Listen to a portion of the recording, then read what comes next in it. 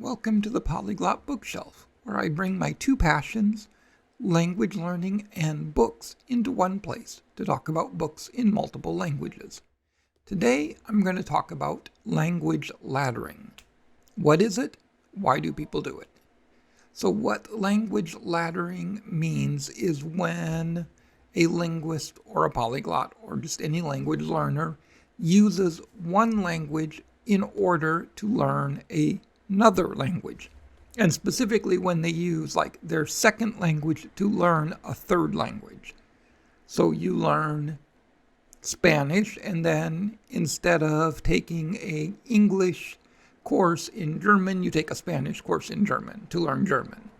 Why do people do this? There's lots of reasons. Most of them, quite honestly, are not that great. But there are some good reasons.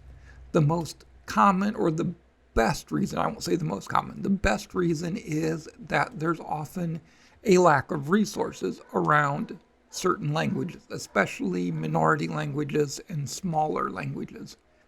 So, for example, if you want to learn a South African indigenous language, you probably need to learn Spanish or Portuguese first, because most of the books about those languages, most of the people who teach those languages, and a lot of the other resources are going to be in either Spanish or Portuguese, because those are the dominant languages of that part of the world. If you're interested in African tribal languages or minority languages in Africa, you should be aware that throughout Africa, French is used as a lingua franca in the same way that English is elsewhere. So you may have to know some French in order to find anything on those languages.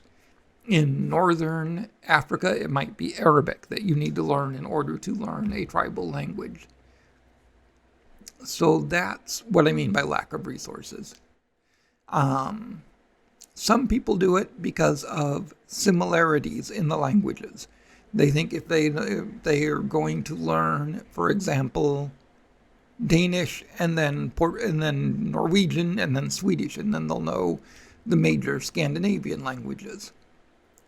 This can make sense in certain cases depending on how similar the languages are, and it can make sense depending on your personal situation. Like a really common example might be a young person in school who wants to learn Portuguese, but their school doesn't offer Portuguese, but it does offer Spanish. So you have to choose between Spanish and German. Those were the choices when I was in high school. And if you want to learn Portuguese, well, take Spanish, because you have to take something, and it's similar to Portuguese, so it will help you later on when you actually get to be able to learn Portuguese. But most of the time, it really doesn't make sense. If you want to learn language X, learn language X. Don't try to learn similar languages thinking eventually it will make it easier, because that's a huge amount of time to invest in learning Spanish to make Portuguese a little bit easier. So it's not a great choice unless it's the only choice you have.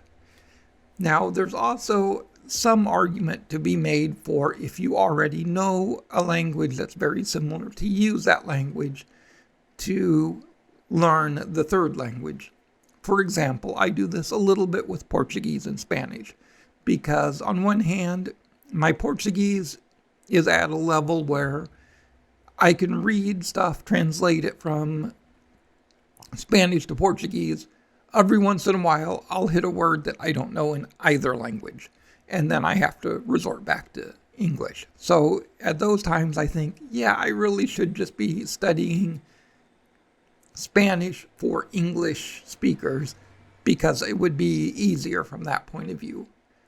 But I've discovered that the similarities in languages are such that the big stumbling block are the differences. And so it makes sense, instead of going from English to Spanish and learning Spanish, going from Portuguese to Spanish and whittling away the Portuguese parts that are not in Spanish. So, for example, there are words that exist in both Portuguese and Spanish, but they have subtly different meanings and, in many cases, major differences in their usage. So in Portuguese, we procurar when we search for something. Procurar does exist in Spanish too, and it does mean to go see or to go look for, but they're much more likely in the Spanish-speaking world to buscar, or search, which is also a word that exists in Portuguese, but doesn't get used nearly as much. And then, when you need something in Portuguese, precisar. Eu preciso de más. I need more of. Whatever. In Spanish, precisar has a very different kind of meaning, so they don't use it. They use necesitar. Eu necesito, blah, blah, blah. And so it's helpful for me to study Portuguese through Spanish to see those differences, rather than to try to learn Spanish through English and be starting over, and then be confusing the two. So it can make sense to ladder similar languages, but to ladder them because you think Spanish is easy and it will help you down the road learn Portuguese or Italian, no, just go learn Portuguese or Italian or whatever. And now, honestly, I think one of the more common reasons that polyglots do language laddering is probably not rationally the best, but it is what it is, and I'm as guilty as anyone else of this, which is, why not? Like, how do you make time to study your third language or your fourth language while still maintaining your second language? So how do you make time to study this new language that you're fascinated with without losing your Portuguese? Well, study it through Portuguese. That way, reading about Persian or reading about Chinese in Portuguese is Portuguese immersion plus Chinese learning. It may not be the most rational way, but idiom, it's the way we are as polyglots. We love doing things like this because we can. Now, the final reason that I can think of to language ladder is absolutely not the best reason, but it is what it is. I have ADHD, and I have a long pattern of looking things over and looking at, I think, every single detail, except there's one detail that escapes my attention, and it's the critical one that I should have been paying attention to. And that's just a piece of life. So I picked up Chineasy, and I think I can be forgiven for saying Chineasy is an amalgamation of Chinese and easy, which is an English word. Therefore, this is an English book. But it's not. It's Spanish. So, okay, I know some Spanish, so I'm not going to get mad and I'm not going to return it. I'm just going to go ahead and use it in Spanish to learn Chinese. So, I'm laddering. And what do I think of this book? Well, on the good side, it is very visual. It is mostly about writing, the Chinese writing. And it's very visual, and it is very interesting to me because it shows you some of the visual and logical connections. Because it will give you a character, but then it will give you, 3 or 4 words that incorporate that character, either as part of a more than one character word. And so you can see how these things evolved, which is the logic of Chinese characters is never 100%. So if anybody tries to tell you, oh, well, it's easy, you just remember it's like this. But there is some underlying logic. Some of them connect, some of the characters connect, and the roots connect in ways that will help you learn. So from that point of view, it's good. It's fun. It's writing, and so I like it. My criticisms of the book so far is it doesn't really show you the stroke order, which is actually important in writing Chinese characters.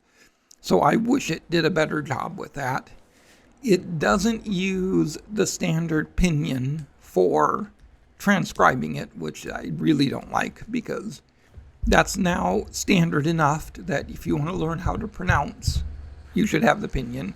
It has its own kind of way of marking, so I can go back and figure out from the book what the pinyin is supposed to be, but it's still annoying that it's not just in the book that it's pinyin. And then the other thing, of course, is that it's mostly individual words and not like, this is not a book on how to speak Chinese or how to read Chinese. It's just a bunch of Chinese characters that are kind of interesting and fun to learn. So I will continue to read and practice from it, and I will probably enjoy my time with this book, but I wouldn't recommend it as your primary learning resource. So that's today's talk, rant, and book. Chinese, Chineasy. It's easy, but it's not English easy. It's Chine facile. Chine facile. That's what we'll call this book. And if you've liked this video, give me a thumbs up and subscribe if you want to see more. And we will see you next time on the Polyglot's Bookshelf. Bye-bye.